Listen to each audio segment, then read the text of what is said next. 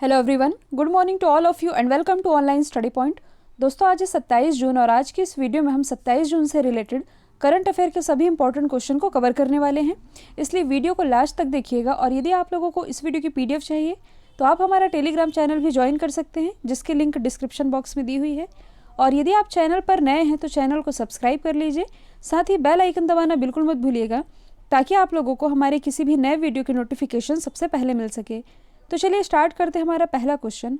हाल ही में यातना पीड़ितों के समर्थन में संयुक्त राष्ट्र का अंतर्राष्ट्रीय दिवस ये कब मनाया गया है, यानी कि international day in support of victims of torture. तो ये भी हाल ही में मनाया गया है 26 जून को। और ये दिवस क्यों मनाया जाता है?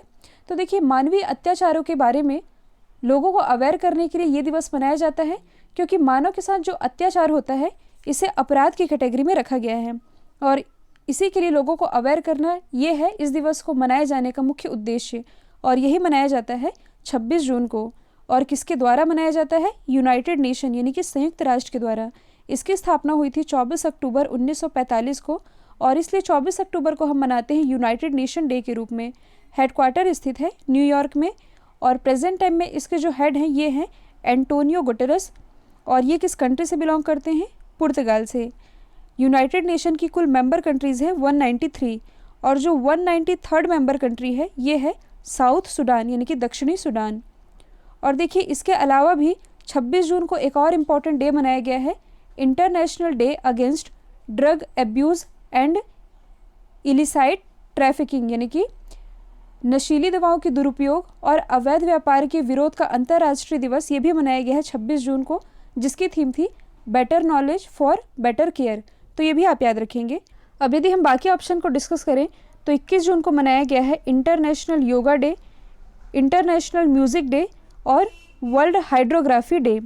23 जून को भी 3 इंपॉर्टेंट डे मनाए गए हैं, Olympic day, international window day यानी कि अंतर्राष्ट्रीय विधवा दिवस और United nation public service day. ये मनाया गया है 23 जून को। और 25 जून को क्या मनाया गया है? डे ऑफ द सीफर यानी कि नाविकों का दिवस, ये मनाया गया है 25 जून को। नेक्स्ट क्वेश्चन है, हाल ही में एमसीसी के 233 साल के इतिहास में अध्यक्ष बनने वाली पहली महिला कौन बनी है? तो देखिए, ये पहली महिला बन गई हैं क्लेयर कोनोर, जिन्हें कि एमसीसी यानी कि मैरी लेबोन क्रिकेट क्लब के 233 साल के इतिहास में पहली महिला अध्यक्ष चुना गया है। और ये हैं कौन? तो देखिए, ये इंग्लैंड की पूर्व वुमेन कैप्टन रह चुकी हैं और कुछ दिन पहले मैंने आप लोग बताया था कि एमसीसी के अध्यक्ष के रूप में पहले नॉन ब्रिटिश व्यक्ति ये कौन चुने गए हैं? तो ये चुने गए थे कुमार संगकारा, जो कि बिलोंग करते हैं श्रीलंका से। और देखिए, वैसे आमतौर पर एमसीसी के जो अध्यक्ष का कार्यकाल होता है ये होता है 1 साल का, लेकिन कोरोना वायरस महामारी के कारण जो कुमार संगकारा है इनका कार्यकाल 12 महीने के लिए और एक्सटेंड कर दिया गया है और इसी के अध्यक्ष बन गई हैं क्लेयर कोनोर। यदि हम बात करें एमसीसी की यानी कि मैरी लेबोन क्रिकेट क्लब की, तो इसकी स्थापना हुई थी 1787 में, हेडक्वार्टर स्थित है लंदन यूके में। और देखिए, कुछ समय पहले ही जो कार्मेन रेनहार्ट है ये बनाई गई हैं वर्ल्ड बैंक ग्रुप की नई उपाध्यक्ष और मुख्य आर्थिक सलाहकार। और इसी वर्ल्ड बैंक में जो अंशुला कांत है भारतीय मूल की, ये बनाई गई हैं सीएफओ यानी कि चीफ फाइनेंशियल ऑफिसर। जो गीता गोपीनाथ है ये आईएमएफ में मुख्य आर्थिक सलाहकार के रूप में कार्यरत हैं। नेक्स्ट है, हाल ही में TIFF 2020 के एम्बेसडर्स में किसे शामिल किया गया है? यहाँ पर TIFF की फुल फॉर्म बनती है टोरंटो इंटरनेशनल फिल्म फेस्टिवल और इसी के एम्बेसडर के रूप में अभी हाल ही में चुने गए हैं प्रियंका चोपड़ा और अनुराग कश्यप, यानी कि बोथ ए एंड बी। देखिए, जो टोरंटो इंटरनेशनल फिल्म फेस्टिवल है 2020 का, यह है इसका 45वां एडिशन, जिसमें कि 50 एम्बेसडर शामिल किए गए हैं। इन 50 में से 2 नाम हैं प्रियंका चोपड़ा और अनुराग कश्यप का। और ये जो फेस्टिवल है ये सितंबर 2020 में आयोजित किया जाएगा। इसकी शुरुआत की गई थी सन 1974 से। हेडक्वार्टर कहाँ स्थित है? तो ये है टोरंटो कनाडा में। यदि हम बात करें प्रियंका चोपड़ा की, तो देखिए, हाल ही में इन्हें यूनिसेफ के द्वारा मानवतावादी पुरस्कार से सम्मानित किया गया था। साथ ही माराकेश में अवार्ड पाने वाली ये पहली भारतीय बनी है। यदि हम बात करें दिया मिर्ज़ा की, तो कुछ दिन पहले मैंने आप लोग बताया था, देखिए ये तो हैं गुडविल एम्बेसडर UNEP की यानी कि यूनाइटेड नेशन एनवायरनमेंट प्रोग्राम की। तो इनका कार्यकाल अभी हाल ही में एक्सटेंड किया गया है 2022 तक के लिए। नेक्स्ट है, हाल ही में रचल पृष्ठ ने इंटरनेशनल क्रिकेट से संन्यास लेने की घोषणा की है। तो क्वेश्चन ये है कि ये किस कंट्री से बिलोंग करती हैं? ये बिलोंग करती है न्यूजीलैंड से। और देखिए जो रचल पृष्ठ है, इन्होंने टोटल 87 ओडीआई यानी कि 87 वनडे इंटरनेशनल और 75 T20 इंटरनेशनल में न्यूजीलैंड का प्रतिनिधित्व किया है और इनका 13 साल लंबा करियर रहा है और अब इन्होंने संन्यास लेने की घोषणा कर दी है। तो देखिए ये बिलोंग करती है न्यूजीलैंड से। तो आप मैप में देख सकते हैं इसकी लोकेशन। न्यूजीलैंड की कैपिटल क्या है? तो ये है वेलिंगटन। करेंसी है डॉलर। प्राइम मिनिस्टर हैं जेसिका अर्डन। देखिए जो न्यूजीलैंड है इसे दक्षिण का ब्रिटेन भी कहा जाता है। ये जो न्यूजीलैंड का ऊपर वाला पार्ट है और नीचे वाला पार्ट है, ये दोनों ही एक स्ट्रेट के माध्यम से जुड़ा हुआ है जिसका नाम है कुक स्ट्रेट। और कुछ दिन पहले मैंने आप लोग बताया था कि डूइंग बिजनेस इंडेक्स जारी किया गया है और इस डूइंग बिजनेस इंडेक्स को टॉप किया था न्यूजीलैंड ने ही, जबकि इंडिया की रैंकिंग थी 63rd। न्यूजीलैंड से रिलेटेड आप और क्या याद रख सकते हैं? देखिए कोरोना मुक्त विश्व का पहला देश ये न्यूजीलैंड ही है। नेक्स्ट है, हाल ही में Vithabai Narayan Gaonkar life time achievement award से किसे सम्मानित किया जाएगा? तो ये सम्मानित की जाएंगी गुलाबबाई। और गुलाबबाई ये है कौन? तो ये है एक लोक कलाकार। जो महाराष्ट्र सरकार है, महाराष्ट्र सरकार ने गुलाबबाई संगमनेरकर को Vithabai Narayan Gavarkar lifetime achievement award से सम्मानित करने की घोषणा की है। और इन्हें क्यों सम्मानित किया जाएगा? तो देखिए आप सभी जानते हैं एक लोक नृत्य है तमाशा, जो कि महाराष्ट्र का लोक नृत्य है और ये तमाशा कलाकार को दिया जाता है ये अवार्ड, जिसमें कि 5 लाख रुपए और सर्टिफिकेट दिया जाएगा गुलाबबाई को। यदि हम बाकी ऑप्शन को डिस्कस करें तो जो नासिरा शर्मा है, नासिरा शर्मा को व्यास सम्मान 2019 से सम्मानित किया जा चुका है। और क्यों सम्मानित किया गया था? इनकी रचना कागज की नाव के लिए। यदि हम बात करें पायल जांगिड़ की, तो इन्हें bill and Melinda Gates foundation के द्वारा चेंज मेकर अवार्ड से सम्मानित किया जा चुका है। जबकि जो नेहा दीक्षित है, इन्हें इस वर्ष का प्रेस फ्रीडम अवार्ड मिल चुका है। तो ये भी आप याद रखेंगे। नेक्स्ट है, हाल ही में पाकिस्तान में किस नाम से पहला हिंदू मंदिर बनाने की आधारशिला रखी गई है? तो ये रखी गई है श्री कृष्ण मंदिर बनाने की। तो हाल ही में पाकिस्तान की जो कैपिटल है इस्लामाबाद, इस्लामाबाद में श्री कृष्ण मंदिर नाम से एक हिंदू मंदिर बनाने की आधारशिला रखी गई है।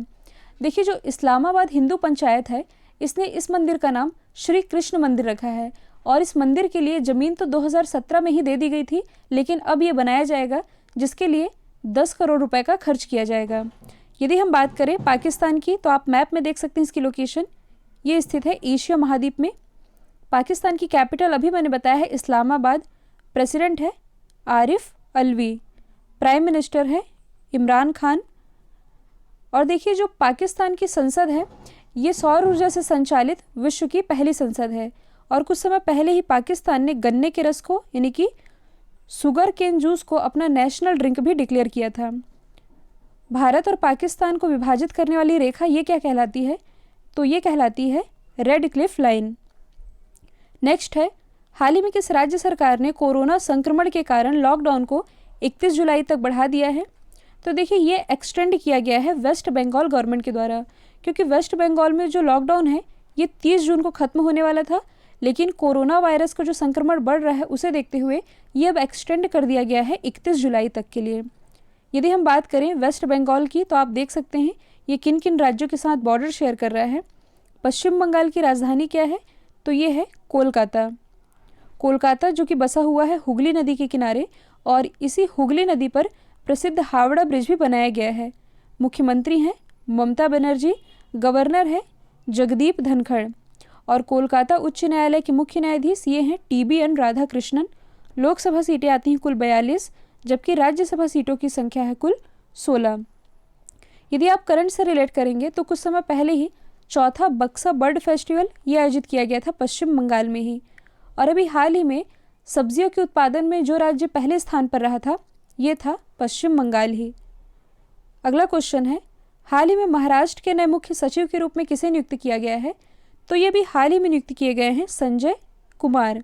संजय कुमार जो कि एक वरिष्ठ IAS ऑफिसर हैं, और ये किन्हें रिप्लेस करेंगे? तो ये स्थान लेंगे अजॉय मेहता का, जिनका कार्यकाल अभी 30 जून को कंप्लीट हो जाएगा, और 1 जुलाई से इनका पदभार संभालेंगे संजय कुमार। अच्छा, जो अजॉय मेहता है, अब इनकी नियुक्ति जो महाराष्ट्र के चीफ मिनिस्टर हैं उद्धव ठाकरे, इनके प्रधान सलाहकार यानी कि प्राइमरी एडवाइज़र के रूप में कर दी गई है और इन्हीं का स्थान ले लिया है संजय कुमार ने। यदि हम बात करें महाराष्ट्र की, तो आप देख सकते हैं इसकी लोकेशन। महाराष्ट्र की राजधानी क्या है, तो ये है मुंबई, जो कि टैप वाटर रैंकिंग में पहले स्थान पर रहा है। मुख्यमंत्री अभी मैंने बताया उद्धव ठाकरे, गवर्नर है भगत सिंह कोश्यारी और कुछ समय पहले ही महाराष्ट्र उच्च न्यायालय के नए मुख्य न्यायाधीश बनाए गए हैं। इनका नाम है दीपांकर दत्ता। लोकसभा सीटें आती हैं 48, जबकि राज्यसभा सीटों की संख्या है कुल 19। यदि आप करंट से रिलेट करेंगे तो कुछ समय पहले ही महाराष्ट्र गवर्नमेंट के द्वारा शिव भोजन योजना की शुरुआत की गई थी और इस योजना के अंतर्गत 10 रुपये में गरीबों को भरपेट भोजन प्रोवाइड कराया जा रहा है। नेक्स्ट है विजडन इंडिया के एक पोल के अनुसार पिछले 50 साल में सर्वश्रेष्ठ टेस्ट क्रिकेटर का पोल किस खिलाड़ी ने जीत लिया है। तो देखिए, हाल ही में जो विजडन इंडिया है इसने अभी एक पोल कराया था जिसके अनुसार पिछले 50 सालों की बात की जा रही है और पिछले 50 साल में सर्वश्रेष्ठ टेस्ट क्रिकेटर का पोल ये जीत लिया है राहुल द्रविड़ ने। और देखिए, जो राहुल द्रविड़ हैं इन्हें पिछले ही साल NCA यानी कि नेशनल क्रिकेट एकेडमी के हेड के रूप में भी नियुक्त किया गया है। नियुक्त किया किसने था, BCCI ने। और जो राहुल द्रविड़ हैं ये ICC हॉल ऑफ फेम में शामिल होने वाले 5वें भारतीय हैं, जबकि 6वें भारतीय ये बनाए गए हैं सचिन तेंदुलकर। देखिए, इसी से आप कनेक्ट कर सकते हैं अदर ऑप्शन को। जो सचिन तेंदुलकर है ये ICC हॉल ऑफ फेम में शामिल होने वाले 6वें भारतीय तो हैं ही, साथ ही इन्हें कुछ समय पहले ही स्वच्छता एम्बेसडर अवार्ड से भी सम्मानित किया जा चुका है। और इनकी ऑटोबायोग्राफी का नाम क्या है, तो ये है प्लेइंग इट माई वे। अब यदि हम बात करें सौरव गांगुली की, तो सौरव गांगुली को भी हाल ही में BCCI के 39वें अध्यक्ष के रूप में नियुक्त किया गया है। साथ ही टोक्यो ओलंपिक में जो गुडविल एम्बेसडर नियुक्त किए गए हैं ये नियुक्त किए गए हैं सौरव गांगुली ही। और इनकी ऑटोबायोग्राफी ये है a century is not enough. एक ऑप्शन बच रहा है वसीम ज़फ़र का, और इनके बारे में मैंने आप लोग कल बताया था। जो वसीम ज़फ़र हैं ये रणजी ट्रॉफी में सर्वाधिक रन बनाने वाले क्रिकेटर हैं और अभी हाल ही में इन्हें उत्तराखंड क्रिकेट टीम का मुख्य कोच भी नियुक्त किया गया है। अभी तक यदि आप लोगों ने ऑनलाइन स्टडी पॉइंट के GK ब्रह्मास्त्र PDF को परचेस नहीं किया है तो इसे आप परचेस कर सकते हैं। इस मास्टर PDF में हिस्ट्री, पॉलिटी, जियोग्राफी, इकोनॉमी और करंट अफेयर के सभी क्वेश्चन कवर कराए गए हैं। नेक्स्ट है, हाल ही में केंद्रीय मंत्री ने E-ब्लड सर्विस मोबाइल ऐप लॉन्च किया है। तो ये भी हाल ही में लॉन्च किया गया है डॉक्टर हर्षवर्धन के द्वारा। और ये जो मोबाइल एप्लीकेशन है ये इंडियन रेड क्रॉस सोसाइटी की पहल है और इस एप्लीकेशन के थ्रू कोई भी व्यक्ति एक साथ 4 यूनिट खून की मांग कर सकता है। और बेसिकली ये एप्लीकेशन उन लोगों के लिए काफ़ी यूज़फुल रहेगा जिन्हें ब्लड की ज़्यादा ज़रूरत पड़ती है। और इस एप्लीकेशन को ही लॉन्च किया है डॉक्टर हर्षवर्धन ने, जो कि प्रेजेंट टाइम में हमारे केंद्रीय स्वास्थ्य मंत्री हैं। और इनकी कॉन्स्टिट्यूंसी क्या है, तो ये है चांदनी चौक, दिल्ली।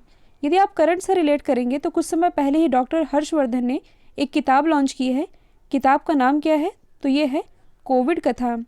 साथ ही WHO यानी कि वर्ल्ड हेल्थ ऑर्गेनाइजेशन के कार्यकारी समिति का अध्यक्ष ये नियुक्त किया गया है डॉक्टर हर्षवर्धन को। कल मैंने आप लोगों से पूछा था मुंबई में ICU बेड और वेंटिलेटर की जानकारी प्रोवाइड करने के लिए कौन सा एप्लीकेशन लॉन्च किया गया है, तो राइट आंसर था एयर वेंटी मोबाइल एप्लीकेशन। अब आप लोगों के लिए आज का सवाल है, ट्राई के द्वारा जारी किए गए एक रिपोर्ट के अनुसार इंटरनेट स्पीड के मामले में किस कंपनी ने टॉप किया है।